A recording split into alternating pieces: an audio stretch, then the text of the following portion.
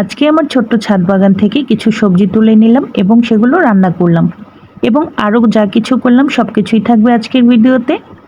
আসসালামু আলাইকুম, কেমন আছেন সবাই? আশা করছি সবাই সুস্থ আছেন, ভালো আছেন। আলহামদুলিল্লাহ, আমিও ভালো আছি।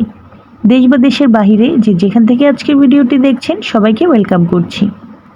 পাশের বাড়ির ছাদে মোরগ ডাকছিল, এই দৃশ্যটা আমার কাছে অন্যরকম ভালো লাগার। প্রতিদিন সকালে মোরগটা একদম আমার জানালার কাছে এসে ডাকাডাকি করে।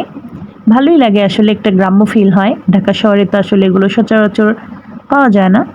তো সকাল সকাল একটু ছাদে উঠলাম। আপনারা তো সবাই জানেন আমি বেশ কয়েকটা ভিডিওতে দেখিয়েছি যে আমার ছোট্ট একটি ছাদ বাগান আছে, আর আমি চেষ্টা করেছি এখানে কিছু সবজি চাষ করার, তারপর বিভিন্ন রকমের ফলের গাছও আছে। তো এখানে আমার আমড়া গাছে কিছু আমড়া ধরে আছে। সবাই কম বেশি জানেন, অনেকগুলো ভিডিওতে আমি দেখিয়েছি আমার এই আমড়া গাছে সবসময় আমড়া ধরে থাকে, কারণ এটা হচ্ছে 12 মাসি আমড়া গাছ। তো আমড়াগুলো আকারে বেশ ছোট, জলপাইয়ের মতো দেখতে, অনেকটা জলপাইয়ের চাইতে আকারে একটু বড়, কিন্তু দেখতে একদম জলপাইয়ের মতো। কিন্তু এগুলো আকারে ছোট হলেও খেতে কিন্তু অনেক মিষ্টি, অনেক বেশি ভালো লাগে।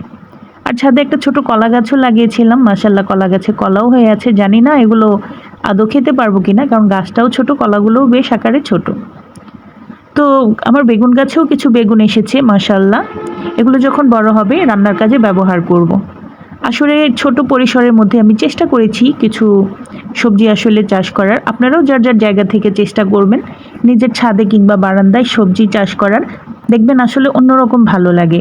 নিজের হাতে লাগানো নিজের গাছের সবজিগুলো রান্না করে খেতেও কিন্তু অনেক ভালো লাগে। তো গাছ থেকে আমি শাকগুলো তুলে নিচ্ছি। আজকে আমি আমার গাছের লাউ শাক রান্না করব। তো সবগুলো শাকই তুলে নিলাম, কিন্তু এগুলো অনেক বেশি ছিল মাশাল্লাহ। এতগুলো তো আর আমি একা খেয়ে শেষ করতে পারবো না। তো ভাবলাম এখান থেকে আম্মুকে কিছুটা পরিমাণ দিয়ে দিব, বাকিটা আমি খাবো।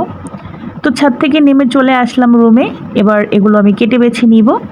আর আমি কিছু পোয়া মাছ কিনে এনেছিলাম, ডিমওয়ালা পোয়া মাছ।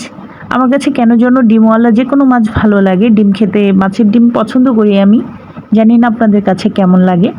তো রান্নার প্রস্তুতি নিচ্ছিলাম, এখানে মাছ ভেজে নিব।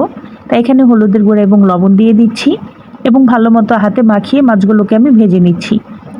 পোয়া মাছ আজকে আমি ভুনা করব, খুব ঝালঝাল করে ভুনা করব। তো মাছগুলোকে খুব সুন্দরভাবে গরম তেলের মধ্যে আমি মচমচে করে ভেজে নিব। আর ছোট মাছও সাথে নিয়েছি, সেগুলোও ভেজে নিব, কারণ আমি গাছের শাক দিয়ে ছোট মাছ রান্না করব। তো অলরেডি পাশের চুলায় শাক রান্নাটা আমি বসিয়ে দিয়েছি। দুটো রান্না আমি খুব দ্রুত শেষ করে নিয়েছি।